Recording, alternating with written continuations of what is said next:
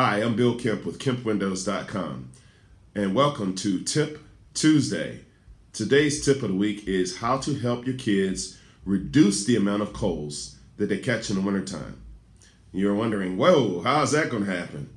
Well, we're going to help you do that by reducing the amount of convection that occurs in your home. Well, convection is just a fancy word for thermal circulation. You've heard the old saying, heat rises and cold air sinks. Well, guess where the little kids live? In the cold air that just sunk to the ground. That's why you notice that your hardwood floors, your linoleum floors, your tile floors are colder in the wintertime because that air is colder as it sinks down. So what we can do is we can put in a thermal replacement window that will reduce that amount of convection in your home, which will make your hardwood floors warmer, your linoleum floors warmer, your tile floors warmer, and best of all, your children will be living in a warmer air.